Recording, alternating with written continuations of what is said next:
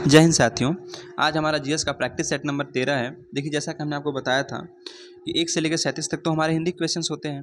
उसके बाद जो 38 नंबर से क्वेश्चन स्टार्ट होते हैं, नहीं, हमारे जीएस के क्वेश्चन होते हैं। ठीक है, तो आपने अपने 38वें क्वेश्चन पे क्या उत्तर प्रदेश के पहले अंतर्राष्ट्रीय व्यापार मेले का आयोजन कहाँ किया गया। क्या पूछ रहा है कि उत्तर प्रदेश के पहले अंतर्राष्ट्रीय व्यापार मेले का आयोजन कहाँ किया गया। तो कहाँ पे किया गया था, तो ग्रेटर नोएडा में किया गया था। ठीक है, ग्रेटर नोएडा, यानी ऑप्शन नंबर बी बिल्कुल सही जवाब हो जाएगा। ठीक है, तो उत्तर प्रदेश के पहले अंतर्राष्ट्रीय व्यापार मेले का आयोजन ग्रेटर नोएडा में किया गया। राइट, आगे चलते हैं क्वेश्चन नंबर 39 पे। कह रहा हाल ही में किस मंत्रालय ने, ठीक है, मेडटेक मित्र ऐप लॉन्च किया है। ठीक है, तो हाल ही में किस मंत्रालय ने मेडटेक मित्र ऐप जो है वो लॉन्च किया है। तो किसने किया साथी, वो स्वास्थ्य मंत्रालय ने किया है। किसने, स्वास्थ्य मंत्रालय, यानी ऑप्शन नंबर ए बिल्कुल सही जवाब होगा। ठीक है, तो हाल ही में स्वास्थ्य मंत्रालय ने मेडटेक मित्र ऐप लॉन्च किया है। इसका मोटिव क्या है, कि इसका उद्देश्य है ना साथियों कि स्वास्थ्य को और बेहतर बनाना। ठीक है, तो स्वास्थ्य को बेहतर बनाने के लिए क्या किया स्वास्थ्य मंत्रालय ने। ठीक है, स्वास्थ्य मंत्रालय ने मेडटेक मित्र ऐप लॉन्च किया है। ठीक है, आगे चलते हैं क्वेश्चन नंबर 40 पे। कह रहा भारत में वर्तमान में भारत के किस हाईकोर्ट में पहली महिला मुख्य न्यायाधीश नियुक्त की गई है। ठीक है, वर्तमान में भारत के किस हाई कोर्ट में, ठीक है, किस हाई कोर्ट में पहली महिला, ठीक है, मुख्य न्यायाधीश नियुक्त की गई हैं। बताइए वो कौन सा हाई कोर्ट है। तो वो कौन सा, हमारा गुजरात हाई कोर्ट है। कौन सा, गुजरात हाई कोर्ट। ठीक है, नहीं, ऑप्शन नंबर बी बिल्कुल सही जवाब हो जाएगा। ठीक है, तो chief justice Sonia Gokani Gujarat high court में पहली महिला मुख्य न्यायाधीश नियुक्त की गई है। क्या नाम उनका है, ठीक है, सोनिया गोकानी नाम है। ठीक है, चलिए आगे चलते क्वेश्चन नंबर 41 पे। कह रहा हाल ही में कौन अंतर्राष्ट्रीय टेनिस हॉल ऑफ फेम के लिए नामित होने वाले एशिया के पहले पुरुष खिलाड़ी बन गए हैं। ठीक है, तो हाल ही में कौन अंतर्राष्ट्रीय टेनिस हॉल ऑफ, ठीक है, फेम के लिए नामित होने वाले एशिया के पहले पुरुष खिलाड़ी बन गए हैं। तो वो कौन है, वो लिएंडर पेस हैं। कौन, लिएंडर पेस, यानी ऑप्शन नंबर बी बिल्कुल सही जवाब होगा। ठीक है, तो लिएंडर पेस जो है ना, वो अंतर्राष्ट्रीय टेनिस हॉल ऑफ फेम के लिए नामित होने वाले एशिया के पहले पुरुष खिलाड़ी बन गए हैं। राइट, चलिए आगे चलते क्वेश्चन नंबर 42 पे। कह रहा है विश्व व्यापार संगठन की स्थापना हुई। बताइए जो विश्व व्यापार संगठन हमारा, यानी WTO, ठीक है, इसको हम क्या कहते हैं, वर्ल्ड ट्रेड ऑर्गेनाइजेशन कहते हैं। ठीक है, यानी हमने बताया ना WTO, इसी के बारे में पूछा, जिसको हम विश्व व्यापार संगठन कहते हैं हिंदी में, और इंग्लिश में इसको हम क्या कहते हैं, वर्ल्ड ट्रेड ऑर्गेनाइजेशन कहते हैं। ठीक है, इसकी स्थापना आपसे पूछा है ना, तो इसकी स्थापना कब हुई थी, 1995 में हुई थी, यानी 1995 में हुई थी। ठीक है, अच्छा, अगर पूछ दे आपसे इसका फुल फॉर्म तो हमने बता दिया, वर्ल्ड ट्रेड ऑर्गेनाइजेशन होता है। स्थापना हमने आपको बता दिया 1995, यानी पूरा हम बोलें तो 1 जनवरी 1995 में इसकी स्थापना हुई थी। ठीक, अच्छा, इसका हेडक्वार्टर कहाँ पे है। हेडक्वार्टर तो बहुत ज़्यादा पूछा जाता है, हेडक्वार्टर कहाँ पे साथियों, ये है जिनेवा। ठीक है, जिनेवा कहाँ पड़ता है, स्विट्जरलैंड में। ठीक, अच्छा, टोटल इसमें मेंबर कितने, सदस्य देश कितने हैं, तो 164 है। ठीक है, कितने हैं, 164 देश है। ठीक है, तो हमने क्या बताया कि विश्व व्यापार संगठन जो है, यानी WTO, यानी वर्ल्ड ट्रेड ऑर्गेनाइजेशन, इसकी स्थापना कब हुई थी, 1 जनवरी 1995 को हुई थी। इसका हेडक्वार्टर कहाँ है, जिनेवा, यानी स्विट्जरलैंड में। और इसके मेंबर कितने, जो सदस्य देश हैं, वो कितने हैं, 164 हैं। राइट, चलिए आगे चलते हैं क्वेश्चन नंबर 43 पे। कह रहा है डूरंड कप निम्न में से किस खेल से संबंधित है। बताइए डूरंड कप जो है वो किस खेल से संबंधित है। तो डूरंड खेल जो है साथियों, वो फुटबॉल से संबंधित है। किससे, फुटबॉल, यानी ऑप्शन नंबर ए बिल्कुल सही जवाब होगा। ठीक है, तो डूरंड कप जो है फुटबॉल खेल से संबंधित है। अगर हम बात करें इसके बारे में, तो यह भारत में फुटबॉल का सबसे पुराना टूर्नामेंट है। ठीक है, तो भारत में फुटबॉल का सबसे पुराना टूर्नामेंट कौन सा है, ये डूरंड कप है। ठीक है, अगर हम बात करें इसकी स्थापना की, इसकी स्थापना कब हुई थी, तो इसकी स्थापना जो है साथियों वो 1888 में हुई थी। कब, 1888 में हुई थी। ठीक है, चलिए आगे बात करें हम क्वेश्चन नंबर 44। कह रहा निम्नलिखित में से कौन सी पुस्तक कल्पना चावला की जीवनी है। ठीक है, और जॉन पियर हैरिसन द्वारा लिखी गई है। क्वेश्चन नंबर 44 में क्या पूछा था कि कौन सी पुस्तक कल्पना चावला की जीवनी है और जॉन पियर हैरिसन द्वारा लिखी गई है, वो कौन सी पुस्तक है। तो एज ऑफ टाइम। ठीक है, कौन सी है, एज ऑफ टाइम, यानी ऑप्शन नंबर ए बिल्कुल सही जवाब होगा। ठीक है, as of time Kalpana Chawla की जीवनी है, जो उनके पति जॉन पियर हैरिसन द्वारा लिखी गई। तो कल्पना चावला के पति कौन है, ठीक है, कौन है वो आपके हैं जॉन पियर हैरिसन। ठीक है, और इनके द्वारा ये पुस्तक लिखी गई थी। राइट, आगे चलते हैं क्वेश्चन नंबर 45। कह रहा है मेखेला, ठीक है, मेखेला चादर यह खालिस्तान राज्य की महिलाओं द्वारा पहना जाने वाला पारंपरिक वस्त्र है। मेखेला चादर, ठीक है, किस राज्य की महिलाओं द्वारा पहना जाने वाला पारंपरिक वस्त्र है। तो किस राज्य के साथ ही वो, असम की है। ठीक है, कौन, असम, यानी ऑप्शन नंबर डी बिल्कुल सही जवाब होगा। ठीक है, तो मेखला चादर जो है असम राज्य की महिलाओं द्वारा पहना जाने वाला पारंपरिक वस्त्र है। वहीं पुरुषों की पारंपरिक वस्त्र की बात करें, ठीक है, यानी जो पारंपरिक पोशाक है वो कौन सा है, वो सोला या फोटुआ है। कौन सा, सोला या फोटुआ। और एड़ी चढ़ार है। ठीक है, क्या है, एड़ी चढ़ार है। ठीक है, चलिए आगे चलते हैं। क्वेश्चन नंबर 46 कह रहा है इनमें से कौन सी, ठीक है, गेहूं की उच्च पैदावार देने वाली बीज किस्म है जिसका भारत की हरित क्रांति में योगदान था। ठीक है, भारत की हरित क्रांति में इसका योगदान था। कौन है साथियों, वो आपका लरमा रोजो। कौन सा है, लरमा रोजो, यानी ऑप्शन नंबर बी बिल्कुल सही जवाब होगा। ठीक है, देखिए लरमा रोजो गेहूं की उच्च पैदावार देने वाली बीज की किस्म है जिसका भारत की हरित क्रांति में विशेष योगदान था। हरित क्रांति से तात्पर्य है कि आधुनिक तकनीकों द्वारा सुविधाओं का, ठीक है, अधिकतम प्रयोग करके खाद्यान्न उत्पादन को बढ़ाना। ठीक, अच्छा, इसके जनक कौन थे भारत में, तो नॉर्मन बोरलॉग तथा एम एस स्वामीनाथन का योगदान हरित क्रांति के क्षेत्र में। ठीक है, तो नॉर्मन बोरलॉग हैं और एम एस स्वामीनाथन है। ठीक है, आगे हम बात करते हैं कि क्वेश्चन नंबर 47 कह रहा है निम्नलिखित में से किस देश की 3 राजधानियां हैं।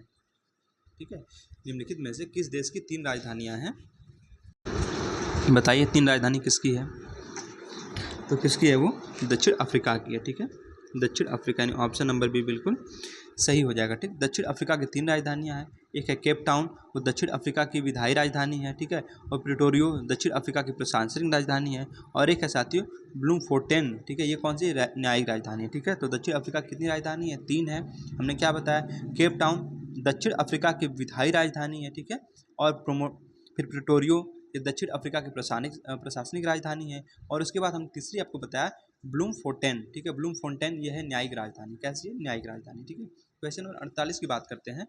निम्नलिखित में से कौन भारत के प्रथम सर्वोच्च वीरता पुरस्कार, ठीक है, परमवीर चक्र से सम्मानित हुए थे, बताइए कौन हुए थे, तो मेजर सोमनाथ शर्मा हुए थे। कौन, मेजर सोमनाथ शर्मा, यानी ऑप्शन नंबर ए बिल्कुल सही जवाब हो जाएगा। ठीक है, तो मेजर सोमनाथ शर्मा के प्रथम सर्वोच्च वीरता पुरस्कार परमवीर चक्र से सम्मानित, ठीक है, परमवीर चक्र से सम्मानित किए गए थे। मेजर शर्मा कुमायूं रेजिमेंट के 4थे बटालियन में मेजर थे। राइट, इन्होंने, हम बात करें तो 1947 में अक्टूबर नवंबर में, ठीक है, कि भारत पाकिस्तान संघर्ष में हिस्सा लिया था। राइट, चलिए आगे चलते क्वेश्चन नंबर 49 पे।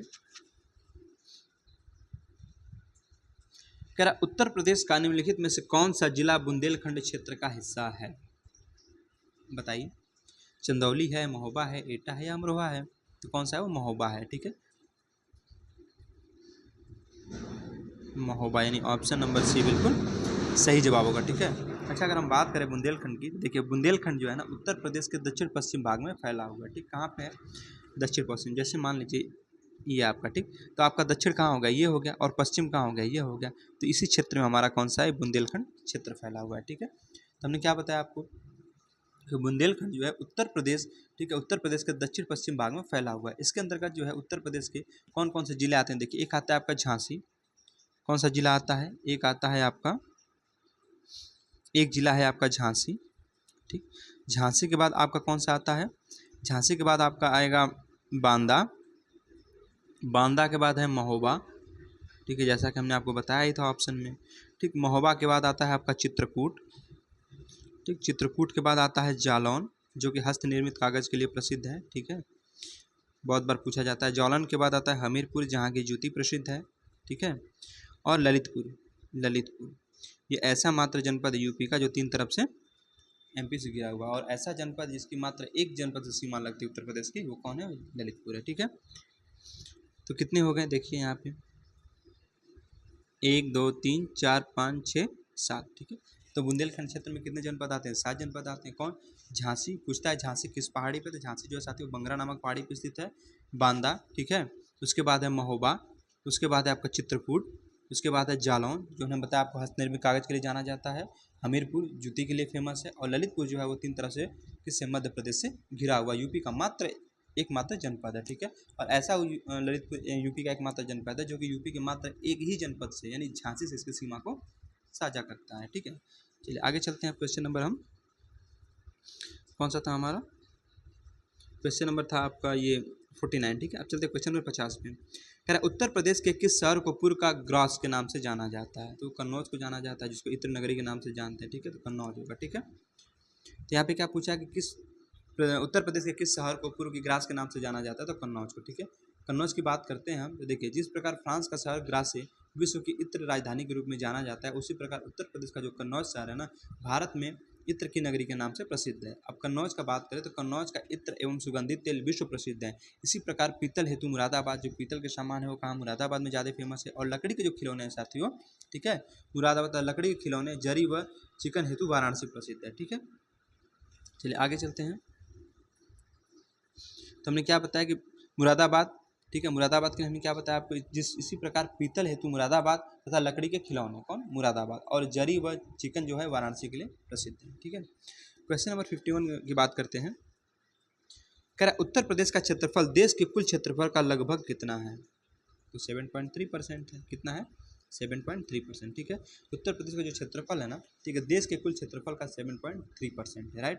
अच्छा, अगर पूछ दे आपसे कि उत्तर प्रदेश का क्षेत्रफल, जो कि बार बार पूछा भी जाता है, कितना है यूपी का क्षेत्रफल, तो 2,40,928 किलोमीटर स्क्वायर, यानी वर्ग किलोमीटर। ठीक है, अब क्षेत्रफल है भाई, तो किलोमीटर स्क्वायर में ही तो इसको हम डिनोट करेंगे ना।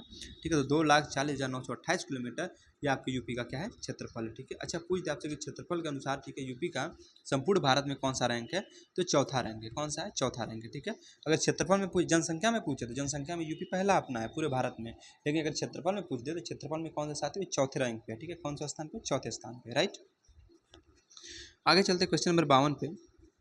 कह रहा है वह प्राचीन स्थल जहाँ 60,000 मुनियों के सभा में संपूर्ण महाभारत कथा का वाचन किया गया था, वो है साथियों नैमिषारण्य, यानी ऑप्शन नंबर डी बिल्कुल सही जवाब होगा। ठीक है, नैमिषारण्य। हम बात करते हैं नैमिषारण्य, जो कि वर्तमान सीतापुर में है। ठीक है, तो नैमिषारण्य सीतापुर जनपद में स्थित एक प्रसिद्ध तीर्थ स्थल है। ठीक है, जहाँ पे 60,000 मुनियों की सभा में संपूर्ण महाभारत, ठीक है, कथा का वाचन किया गया था।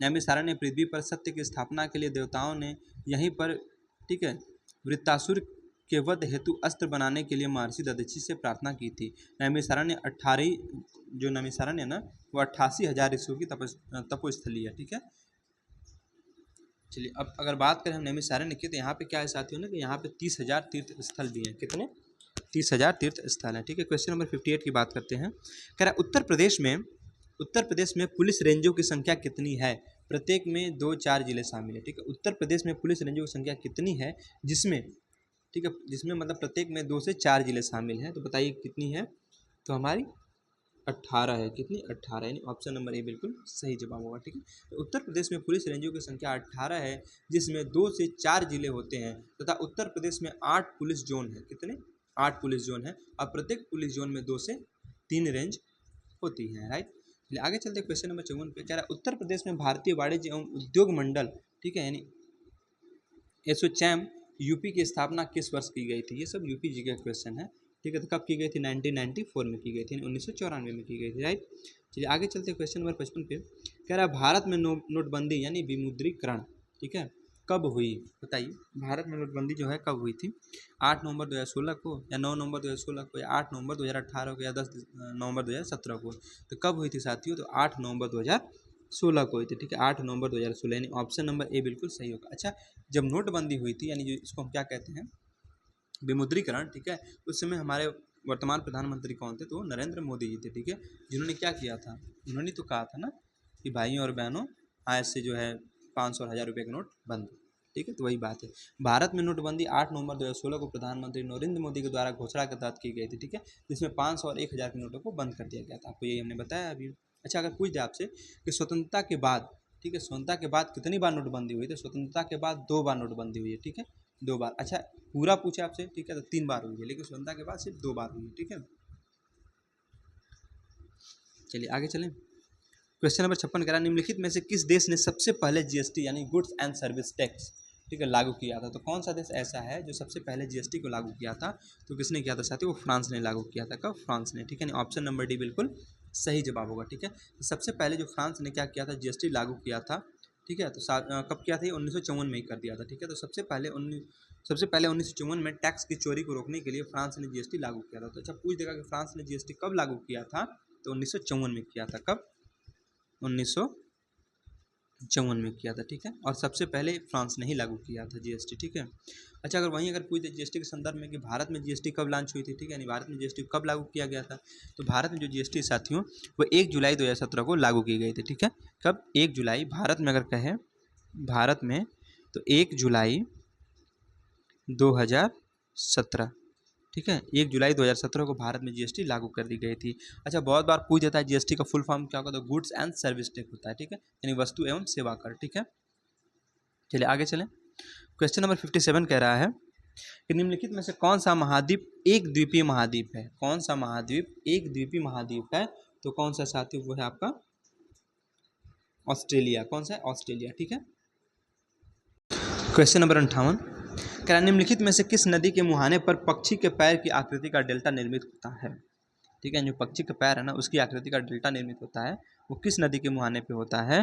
तो होता है मिसिसिपी नदी के मुहाने पे। किस पे? मिसिसिपी नदी के मुहाने पे, ठीक है, यानी ऑप्शन नंबर डी बिल्कुल सही जवाब हो जाएगा, ठीक है। अगर हम बात करें मिसिसिपी नदी की, देखिए मिसिसिपी नदी जो है पंजाकार यानी पक्षी के पैर की आकृति के समान डेल्टा का निर्माण करती है। यह उत्तर अमेरिका की प्रमुख नदी है, ठीक है। कहाँ की है? उत्तरी अमेरिका की फेमस नदी है, ठीक है। चलिए आगे चलते क्वेश्चन नंबर 59 पे। कह रहा निम्नलिखित विकल्पों में से कौन सा एक सही सुमेलित नहीं है? मतलब 3 तो सही है, एक गलत है। क्या रेड क्लिफ रेखा जो है भारत और पाकिस्तान के बीच में है? बिल्कुल है, ठीक है, ये तो सही है।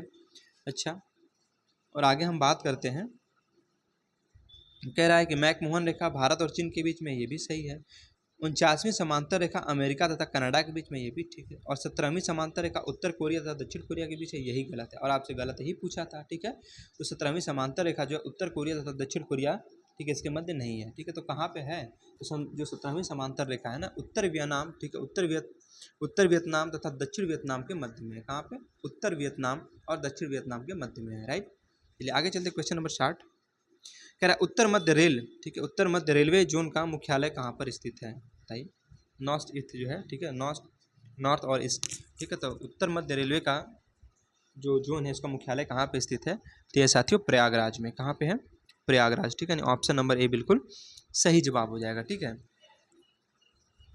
अच्छा, उत्तर मध्य रेलवे का जो हमने बताया आपको मुख्यालय कहाँ पे? प्रयागराज में। कहाँ? उत्तर प्रदेश में पड़ता है। और उत्तर पूर्व रेलवे जोन का मुख्यालय पूछे आपसे तो गोरखपुर में, यानी उत्तर प्रदेश में, ठीक है। ये उत्तर मध्य का हमने बताया, ठीक है। तो उत्तर मध्य रेलवे जोन का मुख्यालय कहाँ पड़ता है? प्रयागराज में। और उत्तर पूर्व का अगर पूछ दे, ठीक है, उत्तर पूर्व रेलवे जोन का मुख्यालय तो वो गोरखपुर में है। कहाँ पे? गोरखपुर में, ठीक।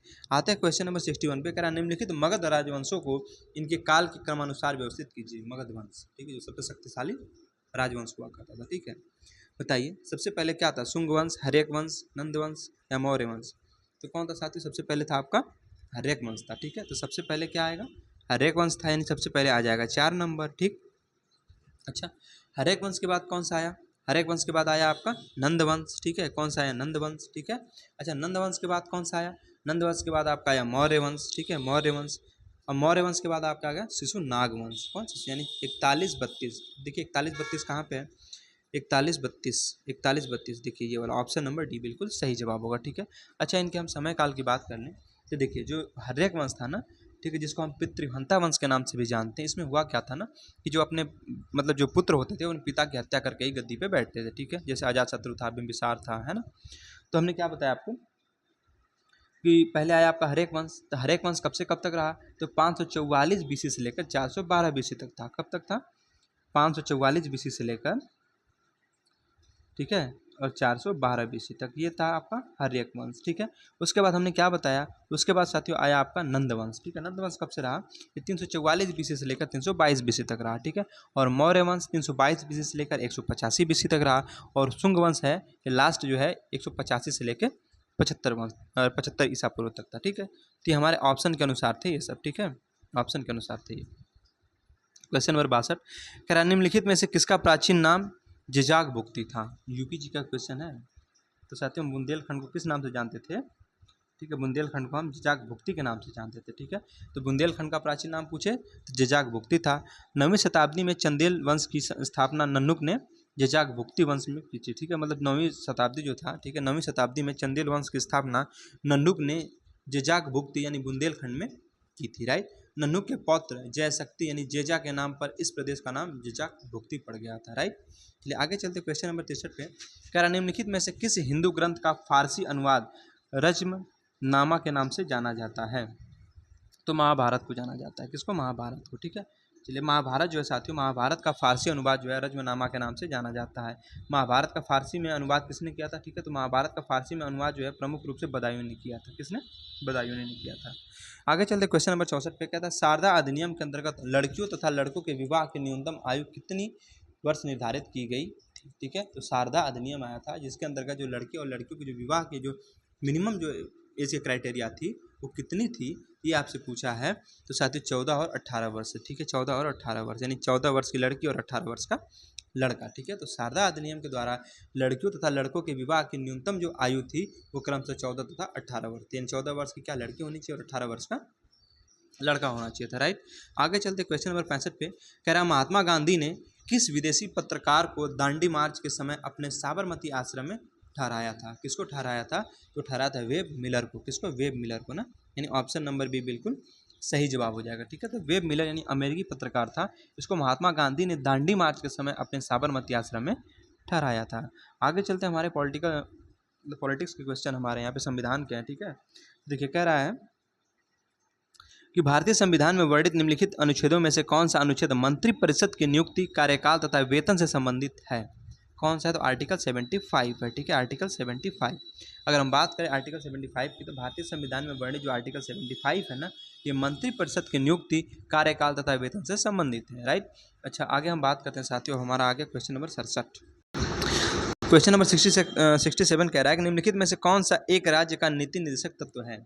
कौन सा एक राज्य का नीति निर्देशक तत्व यानी डीपीएसपी? ठीक है, कौन सा है? बताइए। प्रेस की स्वतंत्रता, धर्म की स्वतंत्रता, कार्यपालिका से न्यायपालिका का पृथक्करण, या इनमें से कोई नहीं? ठीक है, बताइए कौन सा है इसमें? तो साथियों आपका कार्यपालिका से न्यायपालिका का पृथक्करण। ठीक है, अभी पिछली प्रैक्टिस सेट में हमने कराया था, जब 2 प्रैक्टिस सेट पहले हमने कराया था, एक क्वेश्चन आपको हमने कराया था वहाँ पे, तो पूछा क्या था आपसे कि राज्य का नीति निर्देशक तत्व है, तो कार्यपालिका का साथियों न्यायपालिका से पृथक्करण। ठीक है, चलिए आगे चलते क्वेश्चन नंबर 68 पे, कह रहा है भारतीय संविधान का कौन सा भाग केंद्र तथा राज्यों के मध्य वित्तीय संबंधों का उल्लेख करता है? ठीक है, तो भारतीय संविधान का कौन सा ऐसा भाग है जो केंद्र और राज्यों के मध्य जो है वित्तीय संबंधों का उल्लेख करता है? बताइए, भाग 9 है, भाग 12 है, या भाग 15 है? कौन सा इसमें है? तो भाग 12 है साथियों। कौन सा? भाग 12, यानी ऑप्शन नंबर बी बिल्कुल सही जवाब होगा। ठीक है, तो केंद्र और राज्यों के मध्य जो वित्तीय संबंधों का उल्लेख है ना, वो भारतीय संविधान के भाग 12 में वर्णित किया गया है। ठीक है, चलिए आगे हम बात करें। देखिए, आगे बात करते हैं क्वेश्चन नंबर 70 की। ये क्वेश्चन नंबर 69 है ना, इसके बाद क्वेश्चन नंबर 69 बचा है अभी।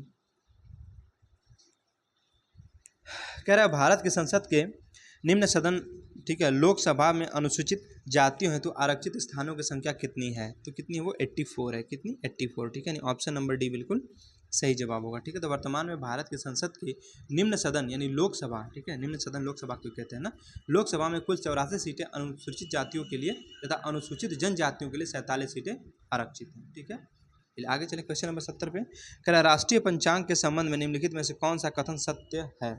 ठीक है, बताइए। पहला कह रहा है राष्ट्रीय पंचांग विक्रम संवत पर आधारित है, और दूसरा कह रहा है राष्ट्रीय पंचांग को 26 जनवरी 1950 ईस्वी को अपनाया गया। अब बताना है आपको इस कूट में क्या एक सही है, दो सही है, दोनों सही है, या कोई नहीं सही है। ठीक है, आपको ये बताना है तो इसमें कौन सा होगा। इसमें साथियों आपका है कि 1 और 2 दोनों क्या है? गलत है। ठीक है, 1 और 2 दोनों गलत है, यानी ऑप्शन नंबर ए बिल्कुल सही जवाब हो जाएगा। ठीक है, तो अगर हम बात करें राष्ट्रीय पंचांग की, देखिए राष्ट्रीय पंचांग जो है ना, तो ये बोला विक्रम संवत पर आधारित है। नहीं साथियों, विक्रम संवत पर नहीं, एक शक संवत पर आधारित है। किसमें? शक संवत पर आधारित है। ठीक है, अच्छा, दूसरा बोला था राष्ट्रीय पंचांग को 26 जनवरी 1950 ईस्वी को अपनाया गया था, ये बिल्कुल गलत बोला है। जो राष्ट्रीय पंचांग है साथियों, उसको 26 मार्च 1957 को अपनाया गया था। कब? ठीक है, 22 मार्च 1957 ईस्वी को। राइट। क्वेश्चन नंबर 71 की बात करते हैं। कह रहा है जनन की वह प्रक्रिया जिसमें केवल एक ही जीव भाग लेता है क्या कहलाता है? बताइए। अलैंगिक जनन, लैंगिक जनन, वाह्य निषेचन, या उपरोक्त सभी? क्या कहलाता है ये? तो अलैंगिक जनन कहलाता है। क्या कहलाता है? अलैंगिक जनन, यानी ऑप्शन नंबर ए बिल्कुल सही जवाब होगा। ठीक है, तो जनन की वह प्रक्रिया जिसमें केवल एक ही जीव भाग लेता है वो अलैंगिक जनन कहलाता है। राइट। ठीक है, चलिए आगे चलते हैं हम क्वेश्चन नंबर 72 पे। कह रहा निम्नलिखित में से पानी में घुलनशील विटामिन का चयन करें। ठीक है, हमने बताया था विटामिन के बारे में आपको। ठीक है, कि विटामिन एक होती है वसा में घुल जाती है, एक होती है पानी में घुल जाती है। कैसे याद करेंगे? ट्रिक था ना। देखिए, वसा में बताया था कीड़ा, KEDA, विटामिन के, विटामिन ई, विटामिन डी और विटामिन, ये सब वसा में घुलनशील विटामिन है। ठीक है, और बाकी जो बची वो जल में घुलनशील विटामिन है। ठीक है। तो आपसे क्या पूछा है कि पानी में घुलनशील विटामिन बता दीजिए, तो देखिए के तो हो नहीं सकता क्योंकि ये तो हमने बताया वसा में घुलनशील है। ठीक है, उसके बाद देखिए ए भी नहीं हो सकता क्योंकि ये भी वसा में घुलनशील है। ठीक, उसके बाद डी नहीं हो सकता क्योंकि ये भी वसा में घुलनशील है। ठीक है, और ई भी नहीं हो सकता, तो ये तो दिया भी नहीं है। वैसे भी ई क्या है आपका, वसा में घुलनशील। तो अब बचा विटामिन सी। तो विटामिन सी किस में साथ हुई है, जल में घुलनशील विटामिन होती है। ठीक है, यानी ऑप्शन नंबर ए बिल्कुल, सॉरी ऑप्शन नंबर सी बिल्कुल सही जवाब होगा। ठीक है, देखिए अगर हम बात करें विटामिन और इनसे होने वाले रोग और उनके स्रोत क्या क्या हैं, तो देखिए विटामिन ए है साथियों, इसकी कमी से कौन सा रोग होता है, जिसकी कमी से साथियों रतौंधी हो जाता है। क्या होता है, रतौंधी हो जाता है ना। अच्छा, स्रोत क्या है, वही अब गाजर मछली, ठीक है, गाजर मछली का तेल, यकृत इत्यादि सब खाइए तो सही हो जाता है। ठीक है, अब विटामिन B1, ठीक है, होने वाला रोग कौन सा है, बेरी बेरी रोग होता है। सोयाबीन समुद्री भोजन से, ठीक है, सही होता है, जो सी फूड हमारे होते हैं इससे ठीक होता है। विटामिन सी, इससे स्कर्वी रोग हो जाता है। और विटामिन के, तो रक्त का जो क्लोटिंग होता है, मतलब रक्त का जो थक्का जमना, ठीक है, ये नहीं जमता है। अब थक्का मतलब जिससे आपको चोट लग जाती है, तो देखा होगा आपने जब ब्लड बहता रहता है, ठीक है, तो कभी कभी कुछ लोग को ऐसा होता है ना कि वहाँ पे क्लोटिंग नहीं, मतलब ब्लड का थक्का नहीं जमता है। ठीक है, तो उसकी कमी से, विटामिन के की कमी से ही क्या होता है, रक्त का थक्का नहीं जम पाता है। ठीक है, क्वेश्चन नंबर 73, कह रहा है ट्रेकोमा नामक रोग शरीर, ठीक है, ट्रेकोमा नामक रोग से शरीर का कौन सा अंग प्रत्यक्ष रूप से प्रभावित हो जाता है, तो साथ ही आंखें प्रभावित हो जाती है। ठीक है, तो ट्रेकोमा रोग कहाँ का है, आंखों का रोग है। ठीक है, तो ट्रेकोमा जो है, जिसे हम कहते हैं ट्रेकोमा, ट्रेकोमा नामक रोग से आंखें सीधे प्रभावित होती हैं। ट्रेकोमा आंख की एक बीमारी है जो, ठीक है, जो क्या है, क्लेमाइडिया, ठीक है, क्लेमाइडिया है, ठीक है, ट्रैक्टोमैटिस जीवाणु से संक्रमित होने वाला के कारण होता है। ठीक है, चलिए क्वेश्चन नंबर 74 पे चलते हैं। कह रहे हैं एक्सरे की खोज किसने की थी, बताइए एक्सरे की खोज किसने की थी। तो एक्सरे की खोज साथियों किसने की थी, विल्हेम कॉनराड रोयजंटन ने की थी। ठीक है, आगे चलते हैं क्वेश्चन नंबर 75 पे। कह रहा आर्द्रता के स्तर को मापने के लिए किस यंत्र का उपयोग किया जाता है। ठीक है, तो हाइग्रोमीटर करते हैं, किसका, हाइग्रोमीटर करते हैं ना। ऑप्शन नंबर सी बिल्कुल, ये फिजिक्स का क्वेश्चन था, बिल्कुल सही जवाब है। ठीक है, तो आर्द्रता के स्तर को मापने के लिए एक हाइग्रोमीटर का उपयोग किया जाता है।